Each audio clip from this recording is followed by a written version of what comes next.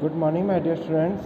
Today we are going to start our next part, that is question number 4 of exercise 1.5. Now, see, we have a universal set U, that is 1, 2, 3, 4, 5, 6, 8, 9. अपने पास एक universal set है 1 to 9 जिसमें elements हैं. ए अपने पास एक set है जिसमें elements है 2, 4, 6, 8 और बी एक एलिमेंट है बी एक सेट है जिसमें एलिमेंट्स है 2, 3, 5 एंड 7. अपने को वेरीफाई करना है ए यूनियन बी का कॉम्प्लीमेंट जो होता है वो किसके इक्वल होता है, वो A complement intersection B complement के इक्वल होता है. This thing we have to prove now. Okay, now let us see. सबसे पहले अपने उठाते हैं LHS. प्रूव करने का मतलब क्या होता है, अपने लेफ्ट हैंड साइड को राइट हैंड साइड के इक्वल प्रूव करना है. तो सबसे पहले अपने उठाते हैं LHS. LHS क्या है बेटा, ए यूनियन बी का कॉम्प्लीमेंट है ना. तो सबसे पहले अपने निकालेंगे ए यूनियन बी. देखो क्या आएगा ए यूनियन बी.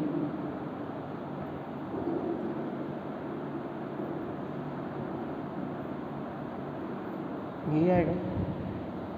इसको कंबाइन करोगे तो क्या आएगा अपने पास यूनियन में. देखो 2 as it is, 3 as it is, 4 as it is, 5, 6, 7 and 8. Have any problem.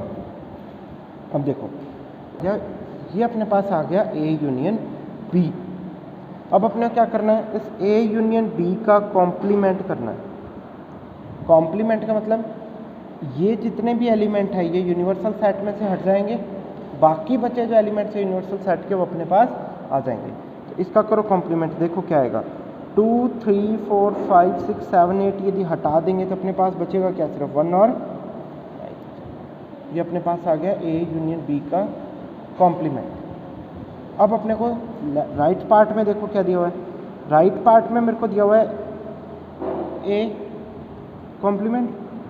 A complement निकालो क्या आएगा 2, 4, 6, 8 का कॉम्प्लीमेंट मतलब 1, 3, 5, 7 और 9. इधर बी कॉम्प्लीमेंट. बी कॉम्प्लीमेंट क्या होता है 2, 3, 5, 7 है, छोड़ दो 1, 4, 6, 8 और 9. अब इन दोनों का इंटरसेक्शन बोल रहा है वो. इंटरसेक्शन का मतलब इन दोनों में जो भी कॉमन है, इन दोनों में जो भी कॉमन है वो अपने पास आ जाएगा. इन दोनों ब्रैकेट्स में देखो कॉमन क्या आ रहा है, इन दोनों ब्रैकेट्स में 1 और 9 कॉमन आ रहा है. इसका मतलब जो अपने पास ए यूनियन बी का कॉम्प्लीमेंट था वही वैल्यू किसकी आई है, A complement intersection B complement की आई है. फ्रॉम ये इक्वेशन नंबर 1, ये equation number 2. From equation 1 and 2 1 और 2 से क्या हो गया, लेफ्ट हैंड साइड किसके इक्वल हो गई, साइड के इक्वल हो गई. इसका मतलब ये 2 हो गया. अब इसी तरीके से आपको ये करना है. देखो कैसे करोगे. सबसे पहले इसने बोला है ए इंटरसेक्शन बी, तो ए इंटरसेक्शन बी करो. क्या आएगा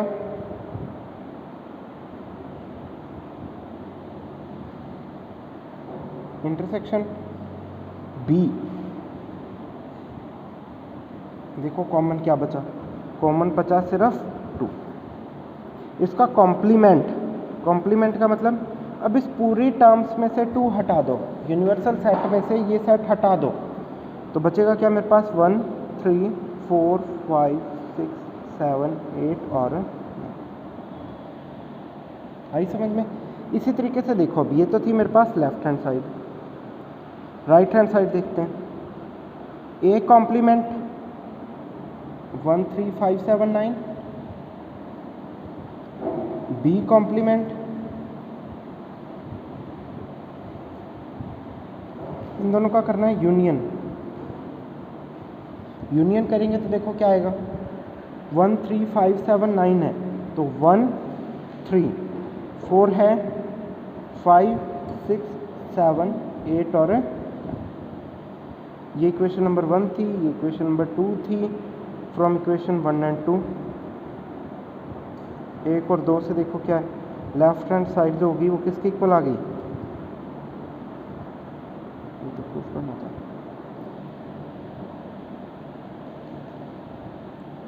है कोई प्रॉब्लम बेटा इसमें? देखो कुछ नहीं करना, इन क्वेश्चंस में लेफ्ट हैंड साइड जो अपने को दे रखी है ना, उसको राइट हैंड साइड के इक्वल प्रूफ करना है। पहले लेफ्ट हैंड साइड उठाओ, उसको सॉल्व करो, फिर राइट हैंड साइड उठाओ, उसको सॉल्व करो, उसको क्या कर दो, सॉल्व कर दो। और दोनों इक्वल आएंगे तो प्रूफ हो गया, यदि नहीं आएंगे तो प्रूफ नहीं है, बस दैट्स ऑल। चलो चलते हैं नेक्स्ट टर्म पे। अपने को वेन डायग्राम ड्रॉ करने हैं। We have to draw the Venn diagrams. Now students, we are coming on our next part. Draw the Venn diagrams. This is the important question of your exercise or of your chapter. This part you have to use in next upcoming parts, as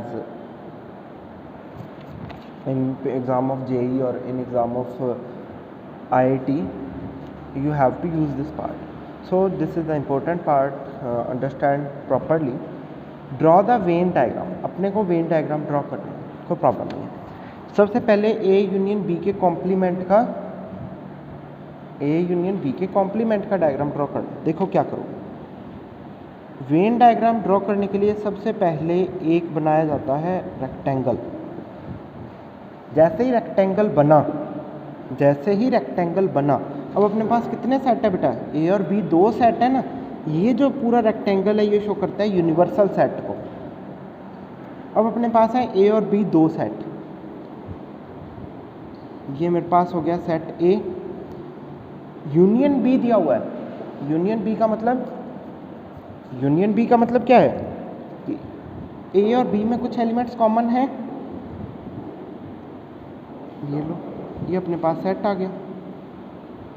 और ये जो overlapped part है, ये जो दोनों circles में common आ रहा part है, ये शो करता है कि ये उन एलिमेंट्स को शो करता है जो दोनों ही सेट्स में अवेलेबल है।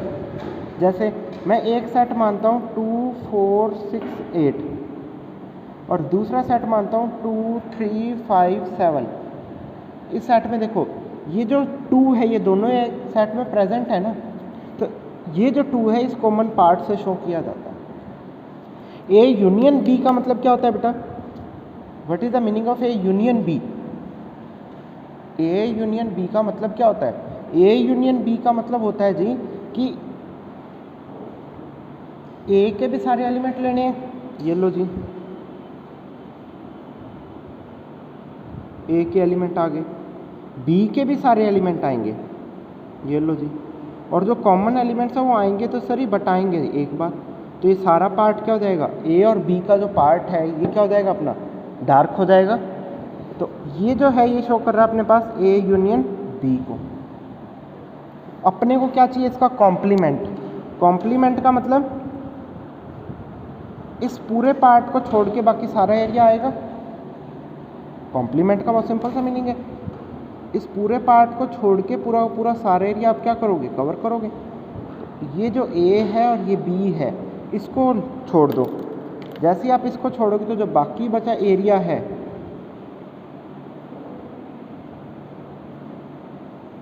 जो मैं अभी डार्क कर रहा हूँ, ये किसको शो करता है? इसको शो करता है। ये किसको शो कर रहा है? आपका ए यूनियन बी का कॉम्प्लीमेंट शो कर रहा है। ध्यान से समझिएगा, इस तरीके से शो करना है। अब देखो सेकंड पार्ट, अपने को पता है A complement intersection B complement किसके इक्वल होता है?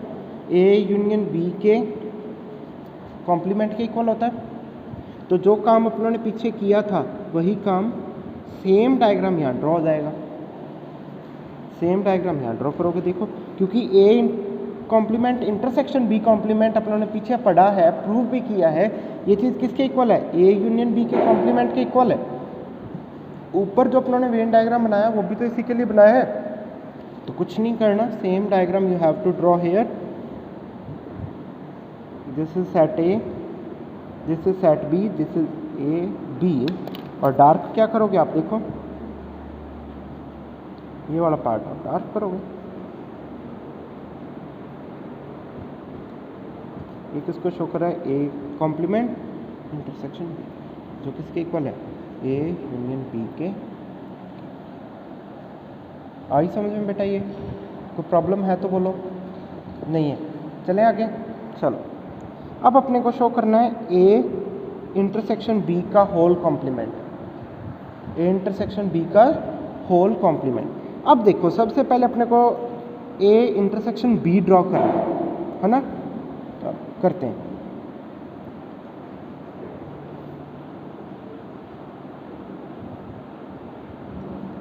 ये मेरे पास एक रेक्टेंगल ड्रॉ किया मैंने। ये रेक्टेंगल किसको शो कर रहा है? यूनिवर्सल सेट को ड्रॉ कर रहा है, शो कर रहा है। इसमें मेरे पास दो पार्ट हैं, ये सेट ए है, ये सेट बी है। तो ए इंटरसेक्शन बी का मतलब क्या होता है?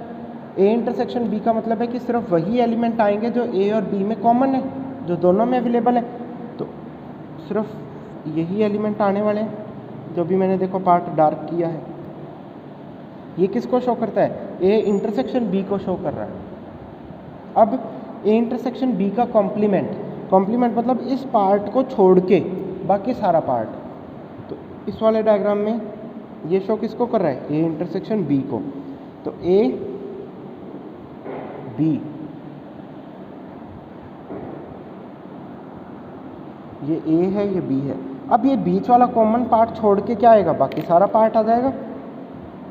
बाकी सारा पार्ट आप क्या कर दोगे? डार्क कर दोगे, और जो पार्ट मतलब बीच वाला कॉमन पार्ट है इसको आप क्या करोगे? लीव करोगे।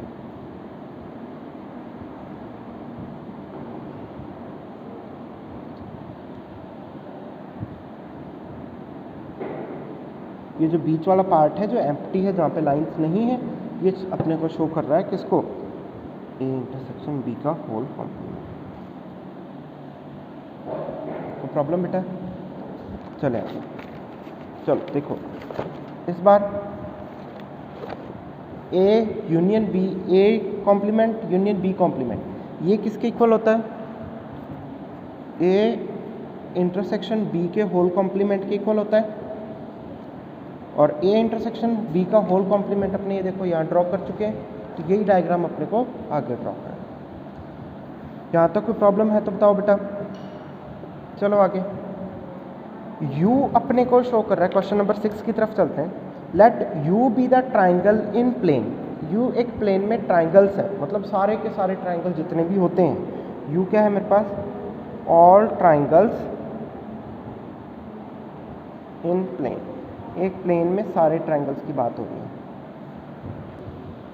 तो देखो U जो अपने पास है वो है all triangles in a plane. If A is the set of all triangles with at least one angle different from 60। A क्या है? ट्राइंगल्स, वो ट्राइंगल जिनका कम से कम एक एंगल 60 नहीं है, एक एंगल 60 से अलग है। तो triangles having one angle different from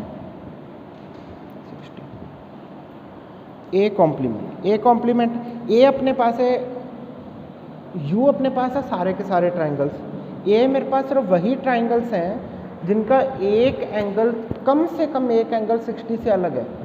दो एंगल भी हो सकते हैं और तीनों एंगल भी 60 से डिफरेंट हो सकते हैं। तो ए का कॉम्प्लीमेंट मतलब ए नोट ऐसा क्या है जो ए में नहीं है और यूनिवर्सल सेट में है। ए ऐसे ट्राइंगल्स को कंटेन नहीं करता जिनके सारे एंगल 60 डिग्री हैं। तो ए नोट कॉम्प्लीमेंट ऑफ ए क्या आएगा? Triangles having all angles 60 degree. और ऐसे ट्राइंगल जिनके सारे एंगल 60 डिग्री होते हैं उनको अपने क्या कहते हैं?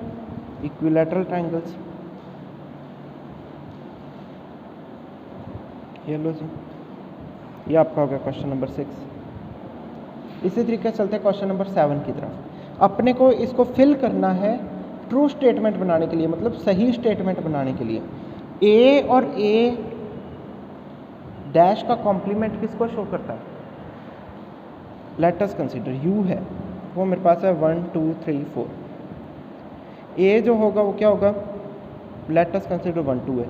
तो ए कॉम्प्लीमेंट मेरे पास क्या आएगा? ए कॉम्प्लीमेंट मेरे पास आएगा 3 4। तो ए यूनियन ए डैश करूँगा तो देखो क्या बन रहा है मेरे पास वापस से 1 2 3 4 बन रहा है ना, जो किसके इक्वल है, u के इक्वल है। तो मतलब यहाँ क्या आएगा, u आएगा। फाई डैश मतलब एम्प्टी सेट नहीं है। एक यूनिवर्सल सेट में से फाई डैश अलग करूँगा, फाई डैश का कॉम्प्लीमेंट लूँगा तो यूनिवर्सल सेट बनेगा। और यूनिवर्सल सेट और ए में से यदि मैं कॉमन पार्ट ढूंढना चाहता हूँ तो किसके इक्वल आएगा, ए के इक्वल ही आएगा। इसी तरीके से ए और ए डैश का इंटरसेक्शन, इन दोनों का इंटरसेक्शन करेंगे तो कुछ भी कॉमन आएगा, नहीं आएगा। तो फाई यू डैश मतलब फाई, यू डैश मतलब यूनिवर्सल सेट नहीं है, मतलब फाई है। इंटरसेक्शन ए, फाई और ए में से कुछ कॉमन आ सकता है, नहीं आ सकता, तो यहाँ भी phi. This is your answer. इसी के साथ आपकी एक्सरसाइज 1.5 भी कंप्लीट हो गई है। 1.6 के लिए अपने एक ही कंसेप्ट यूज़ करेंगे, एक ही फॉर्मूला है जो अपने यूज़ करने वाले हैं और जो अपने नेक्स्ट क्लास में डिस्कस करेंगे, और इसी के साथ 1.6 भी कंप्लीट कर देंगे। Thank you guys, have a nice day.